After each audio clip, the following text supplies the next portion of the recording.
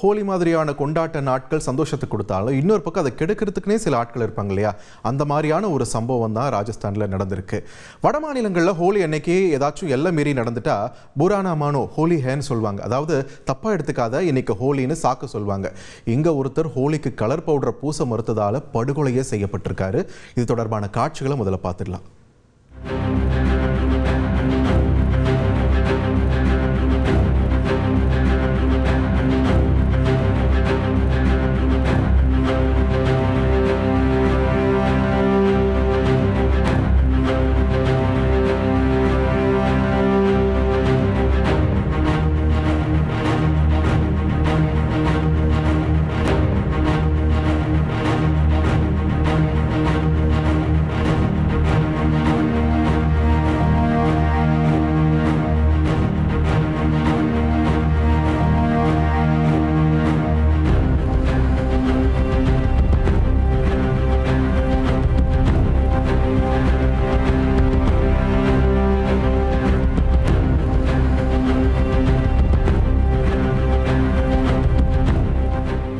ராஜஸ்தானில் டவுசான்ற இடத்துல தாங்க இந்த சம்பவம் நடந்திருக்கு.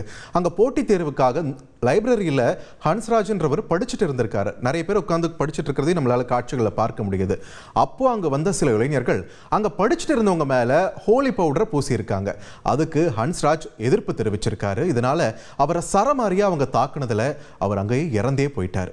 கொலை செஞ்ச 3 பேரையும் போலீசார் கைது செய்வதோட 50 லட்சம் ரூபாய் இழப்பீடு வழங்கணும்னு அவங்க உறவினர்கள் போராட்டத்திலையும் ஈடுபட்டிருக்காங்க. உங்கள் தந்திவன் தொலைக்காட்சியில் தெனாலிராமன் தினமும் மாலை 6 மணிக்கு காண தவறாதீர்கள்.